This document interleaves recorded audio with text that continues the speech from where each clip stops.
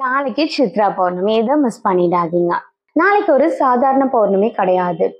ஏன்னா இந்த நாள்ல உங்க எனர்ஜி உங்களுக்கு ரொம்ப தெளிவா தெரியும். சமீபத்துல நீங்க ஸ்டக்கான மாதிரி ஃபீல் பண்றீங்களா? அதே உணர்ச்சிகள், அதே பிரச்சனைகள் மறுபடியும் வந்துட்டே இருக்குன்னா இது உங்களுக்கு தான்.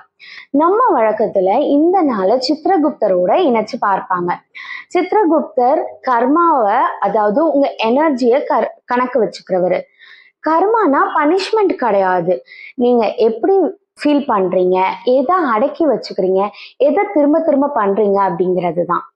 ஸோ நாளைக்கு ஒரு 5 நிமிஷம் அமைதியா கண்மூடி உட்காந்து நான் எதை ரிலீஸ் பண்ண தயாரா இருக்கேன்னு கேளுங்க. ஏதாவது வந்துச்சுன்னா ஒரு பேப்பர்ல எழுதி கிழிச்சிடுங்க. நீங்க விழிப்புணர்வான அந்த நிமிஷத்துல இருந்து வாழ்க்கை மாறிடும்.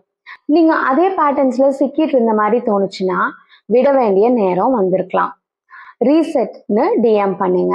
இதை கண்டிப்பா யாருக்கு தேவைன்னு உங்களுக்கு தோணுதோ அவங்களுக்கும் அனுப்புங்க.